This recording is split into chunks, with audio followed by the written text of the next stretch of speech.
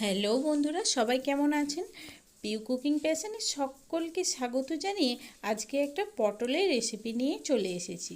রেসিপিটা তো দেখবেন, তার আগে চ্যানেলটা তো সাবস্ক্রাইব করতে হবে, তাহলে তো আরও প্রত্যেক দিন নতুন নতুন রেসিপি সবার প্রথম আপনার কাছেই চলে আসবে। তাই অবশ্যই চ্যানেলটাকে সাবস্ক্রাইব করে পাশে থাকা বেল ঘন্টিটাতে ক্লিক করে দেওয়ার অনুরোধ রইল পিউয়ের তরফ থেকে। এই রেসিপিটা বানানোর জন্য আমি প্রথমেই কয়েকটা পটলের ছাল ছাড়িয়ে নিয়েছি। দেখুন, ঠিক এইভাবেই পটলের ছালগুলো ছাড়িয়ে নেবেন। তারপর পটলটাকে মাঝখান থেকে চিড়ে ছোট ছোট টুকরো করে কেটে নেবেন। এটা যেহেতু আমি পটলের ভর্তা বানাবো, সেই কারণে আমি ছোট ছোট টুকরো করে নিচ্ছি, কারণ তাহলে ভাজাটাও তাড়াতাড়ি হয়ে যায় আর তাড়াতাড়ি ভাজতে ভাজতে সেদ্ধও হয়ে যায়। আমি তো এখানে ফ্রেশ পটল নিয়েছি, কিন্তু আপনাদের ফ্রিজে যদি শুকনো পটল থাকে একদমই ফেলে দেবেন না। আপনারা সেই শুকনো পটলগুলো এইভাবে টুকরো টুকরো করে কেটে নিয়ে সেই পটলগুলোকে আপনারা ভালোভাবে নুন হলুদ দিয়ে ভেজে ভর্তা বানিয়ে নেবেন। খেতে দুর্দান্ত লাগবে, আর যদি গরম ভাতে হয় তাহলে তো কথাই নেই। প্রথমেই পটলটাকে একরকম কাটা আপনাদের দেখালাম, পরে আরও একরকমভাবে কাটা দেখিয়ে দিচ্ছি। এইভাবেও আপনারা কেটে নিতে পারেন। যদি মনে হয় এইভাবে কাটবেন না, তাহলে আপনারা নিজেদের পছন্দ মতোই যেভাবে খুশি কেটে নেবেন, সেটা আপনাদের নিজস্ব চয়েস। আমি দুরকমভাবেই দেখিয়ে দিলাম। কারা কারা বাড়িতে পটলের ভর্তার আগেও বানিয়ে খেয়েছেন তারা কিন্তু কমেন্টে জানিয়ে যাবেন, আর আমার মতো করেই বানিয়েছেন কি না সেটাও কিন্তু জানিয়ে যাবেন। ভিডিওটা শেষ পর্যন্ত স্কিপ না করে দেখতে হবে, নাহলে কিন্তু অনেক টিপস অ্যান্ড ট্রিক্স আপনারা মিস করে যাবেন। এইভাবেই সমস্ত পটলগুলো একটু ধৈর্য ধরে টুকরো টুকরো করে কেটে নেবেন। পটল খেতে যারা ভালোবাসে না তারাও কিন্তু বুঝতেই পারবে না এটা তারা পটলের রেসিপি খাচ্ছে। আর গরম ভাতে দুর্দান্তভাবে এই রেসিপিটা দিয়েই ভাতটা খাওয়া হয়ে যাবে। যদি বাড়িতে কেউ পটল না খায়, সেক্ষেত্রে আপনারা নরম পটল নেওয়ারই চেষ্টা করবেন, যাতে বীজগুলো দেখে বুঝতে না পারে যে এটা আপনি পটলের রেসিপি করেছেন। সেই কারণে নরম পটল নেওয়ার চেষ্টা করবেন।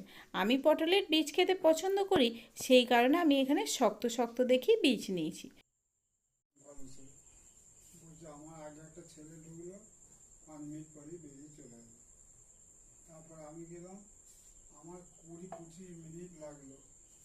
আমাকে জিজ্ঞেস করছে বাবার নাম কি। এবার গ্যাসের ওপর কড়াই চাপিয়ে দিয়েছি, আর কড়াই খুব ভালোভাবে গরম হলে তার মধ্যে মাস্টার অয়েল দিয়ে দেবেন। মাস্টার অয়েল গরম হয়ে গেলে প্রথমেই যেই জিনিসগুলো ভেজে নিতে হবে, সেটা হলো দুটো শুকনো লঙ্কা ব্রাউন কালারের ভেজে নেবেন।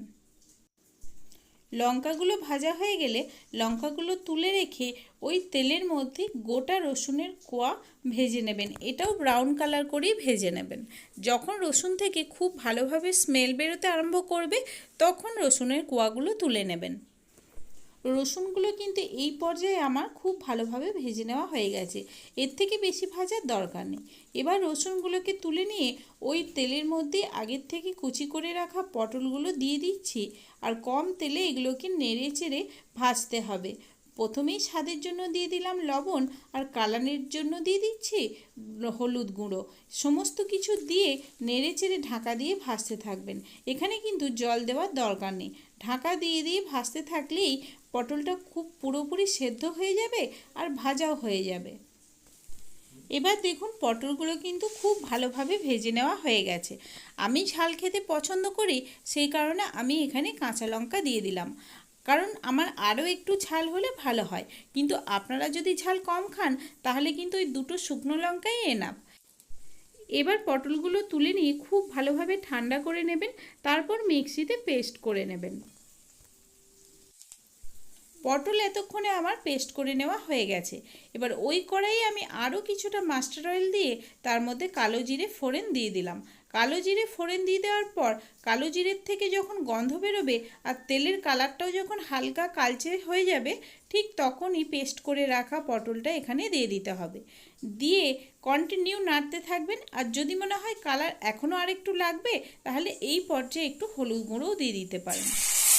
পেস্টটা দেওয়ার পর কিন্তু আপনারা কন্টিনিউ নাড়তে থাকবেন, কারণ তলায় যদি লেগে যায় বা তলায় যদি পটলটা ধরে যায় তাহলে কিন্তু পুরো রান্নাটাই মাটি হয়ে যাবে, এতে টেস্টও একদম যাচ্ছে তাই হবে আর রেসিপিটা ফেলে দেওয়া ছাড়া আর কোনো উপায় থাকবে না। সেই কারণে একদম কন্টিনিউ নাড়তে থাকবেন যতক্ষণ না পুরোপুরি কুক হয়ে যাচ্ছে।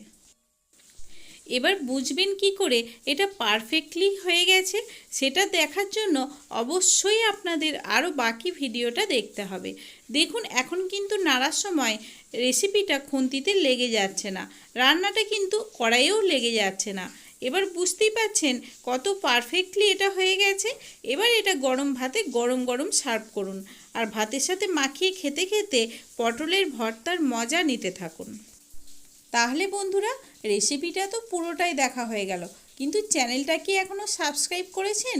একটু দেখুন চ্যানেলটা সাবস্ক্রাইব করা আছে নাকি। যদি সাবস্ক্রাইব করা না থাকে তাহলে কিন্তু অবশ্যই চ্যানেলটা সাবস্ক্রাইব করে দেবেন। আমি কিন্তু আপনাদের জন্য প্রতিদিনই ভালো ভালো হেলদি রেসিপি আনার চেষ্টা করি, আর সাথে থাকে কয়েকদিন একটু অয়েলি রেসিপি। মুখেরও তো স্বাদ বদল করতে হবে। এতক্ষণ আপনাদের সাথে ছিলাম আমি পিউ, আপনারা দেখছিলেন পিউ কুকিং প্যাশন।